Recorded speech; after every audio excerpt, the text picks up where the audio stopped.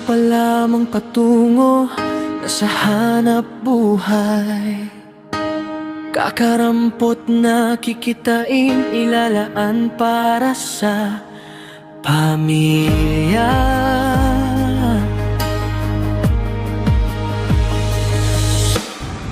Ilang araw pa ang lilipas upang makinabang sa bunga ng pagpapagal. Pero kapos at kapos pa rin, pambayad lang sa mga utang na halos hindi na matakasan. Sa Diyos lang lalapit, sa Diyos lang kakapit. Dahil ang kapwa-tao ay may limitasyon, hindi lahat ay silang solusyon. Habang heto ka at halos tuliro, kahit saan lumingon parang ang gulo-gulo. Direksyon ng bayan mo, paurong ba o pasulong? Di mo alam kung matatawa ka o iiyak, kasi sa araw-araw na lumilipas, parang ang pasensya mo ay sinusukat ng mga politikong manhid na sa kahihiyan. At ang kapal na ng mga balat na parang balat ng kalabaw. Habang tayong mga maralita ay todo ang kayod, ang mga politikong ito ay todo din sa pagsambot. Walang kabusugan, parang laging gutom, pinapapasa saan ang pawis ng mga Pinoy. Pero sana, sana naman lagi mong itatanim sa iyong puso, ikaw ay Pilipino, may dugong palaban sa lahat ng abuso.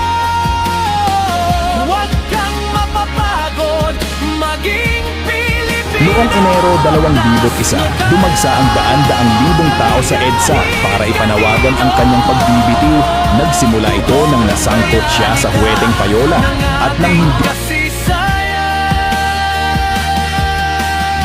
babangon kahit na madapa sa mga problemang iba ang gumawa. Oo, dahil tao ka lamang, napapagod din at nagdurusa. Sana'y iyari ngayon sa sariling bansa.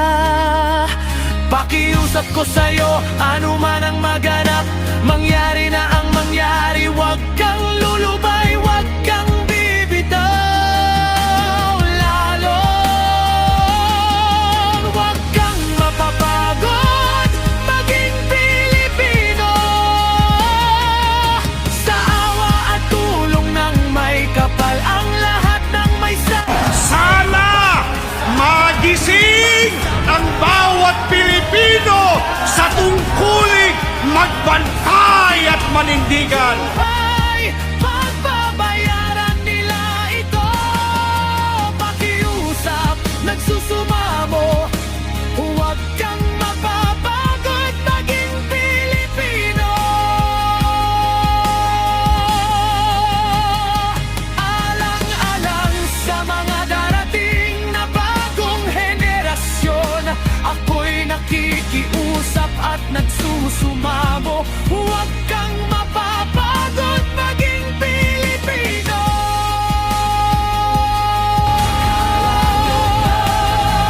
Manghawak ka sa aral na itinanim sa puso mo, Pilipino ka.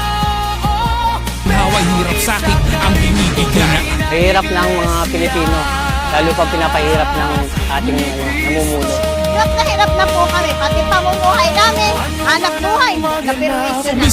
Mangyari na ang mangyari, huwag kang lulubay, huwag kang bibitaw.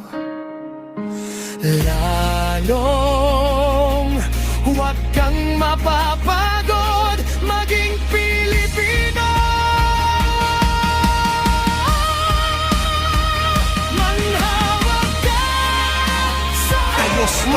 Konsiyensya kayo! Pilipino ka, oo, pero isa ka ring tunay na iglesia ni Cristo.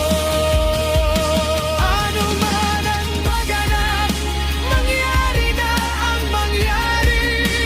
Huwag kang lulubay, huwag kang bibitaw. Lalo, huwag kang mapapagod, maging Pilipino. Huwag kang mapapagod.